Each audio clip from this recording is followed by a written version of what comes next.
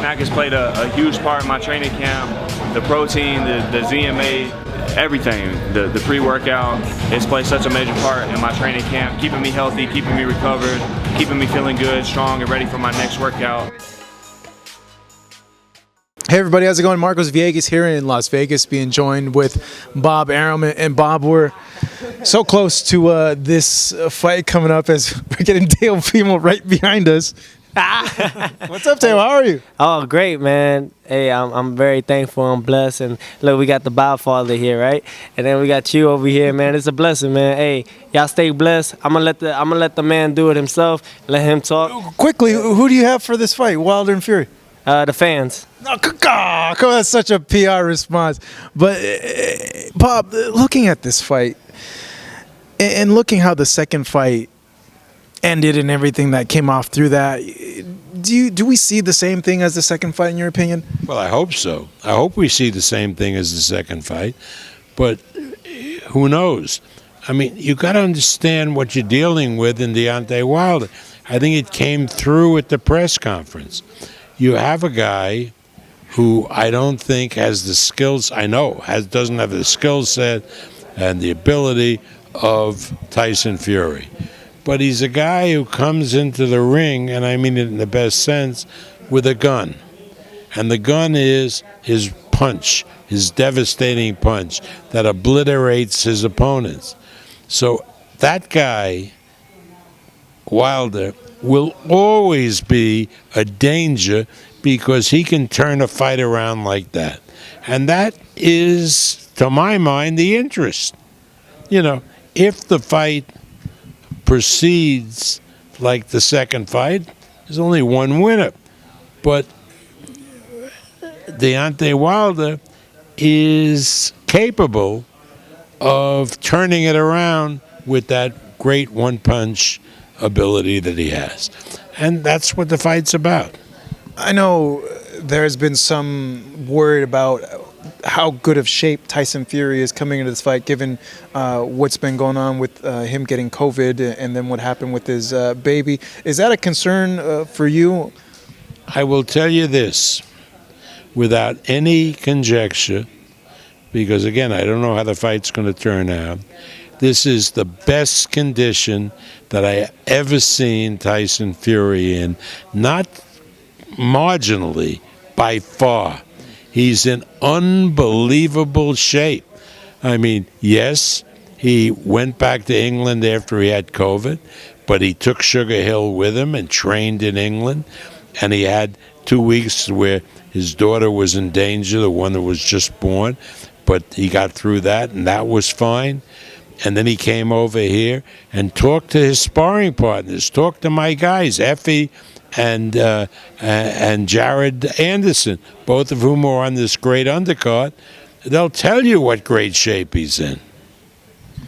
The whole COVID thing, no, fans can speculate all they want, but they were, bringing up like, hey, why is he out and about if he has COVID? It looked suspicious that maybe he's using that as an excuse to give him more time because he wasn't prepared. What'd you make of all that?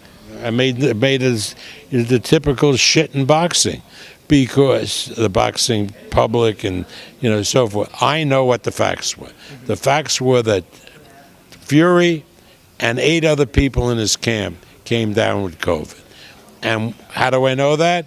Because we immediately sent them to the diagnostic group that we used all during the bubble situation.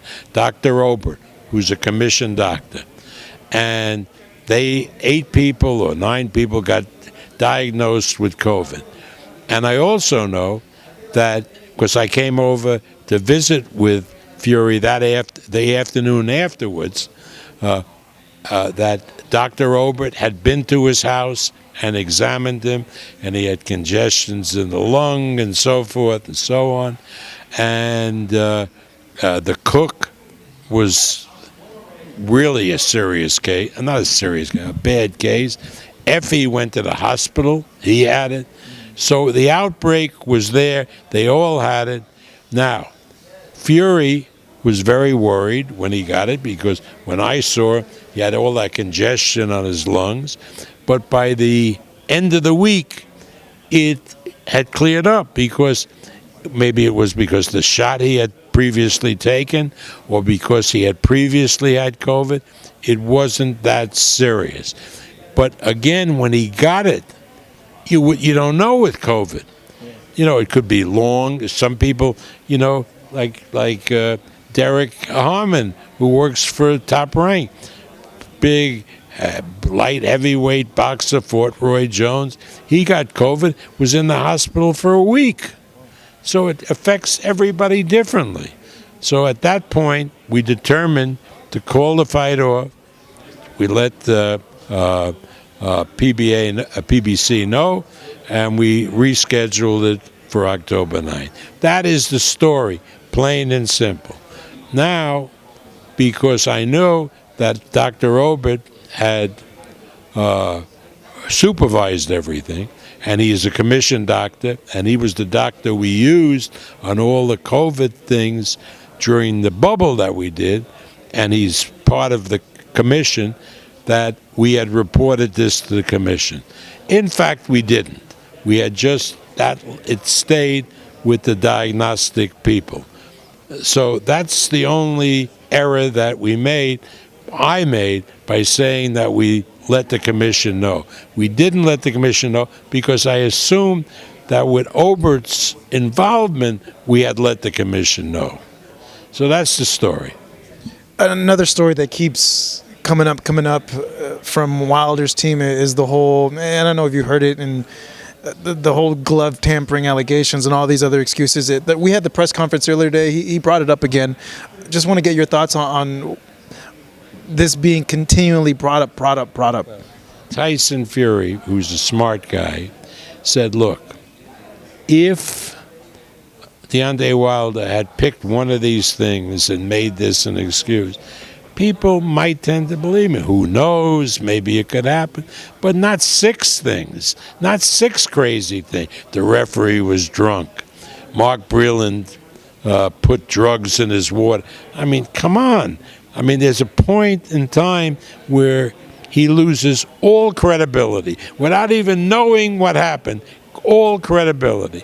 We know with the gloves, it can't happen in Nevada because at the weigh-in, you pick the gloves, the commission gets the gloves, then the commission comes into each dressing room, the inspector is there when the guy gloves, and the other corner is there. Like he said today, Tyson, your corner was there when I was gloved. What are you talking about? I mean, it's ludicrous. That's it, ludicrous. Now, if he had picked one, you know, but if he picked 6 of these things, impossible for all of them to happen, or most of them to happen, or any of them to happen. It's, I don't know, I think maybe it's an effect of the whole fake news stuff that Trump started, right, where there's a group of people that believe that. Right. Remember, you had a man who was president of the United States who lost an election and went around saying that even though people were saying he lost, he really won, and this and that, and the votes were rigged, and the election was rigged.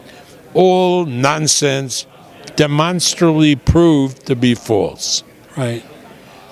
Now, where was that type, where did that resonate, what Trump was saying? In certain parts of the country, like Alabama. And where does Deontay Wilder come from? Alabama. Truth is not really what he adheres to. It's what he believes, no matter how far-fetched it is. That becomes, in his mind, the truth, like our ex-president who said that he won the election when he didn't. Really, I don't want to be philosophical about it, but there's a real connection between the two. For you as the promoter, one of the lead promoters in this whole promotion, are you glad that it's finally coming to an end, or do you think we saw Pacquiao Marcus 4? Do you think potentially if there's something crazy that happens in this fight, we could see a 4th one? Well, again, anything is possible, but look at the history which I do, in the heavyweight division, the rivalries with heavyweights are generally trilogies. Maybe one or two fights, but the great rivalries were trilogies. Ali with Frazier, then Ali with Norton, and then, of course, Holyfield with Bo. Trilogies. So I don't anticipate anything more than the trilogy, that the trilogy will end Saturday night. You happy for that? Yeah, I mean, I feel like this is such a journey, just this long, drawn-out process. it is what it is. It is what it is. I've been in this business, 56, 57 years, so I'm willing to accept anything as far as possibilities, and you go from one to the other. This fight will be over, God willing, on Saturday night, and then we'll turn our attention, among other things, to Crawford and Porter, which is a great fight. Yeah, and I want to touch on that fight with you in a little bit because it is a tremendous fight. The future, the undisputed fight that we thought we were going to get between Fury and Joshua didn't happen. Joshua loses to Usyk. Do you still feel that a Fury-Joshua fight is a commercially big fight as it was before the loss that he suffered to Usyk? Well, obviously the answer to that is no, but is it still a big fight down the road? The answer is yes. So, it is what it is. In other words, what is a promoter? A promoter is somebody that plays the cards that are dealt to him. And the card that are dealt him is a Joshua who has been beaten by Usyk. Can a Joshua fight happen down the road with Tyson Fury? Sure. Could it be a big fight? Yes. Would it be as big as it would have been if it had taken place this year? Probably not. But we'll see what we see. For an undisputed fight to happen, I believe that a rematch between Joshua and Usyk has to happen. Is there anywhere in... No? Nothing has to happen. There is a contract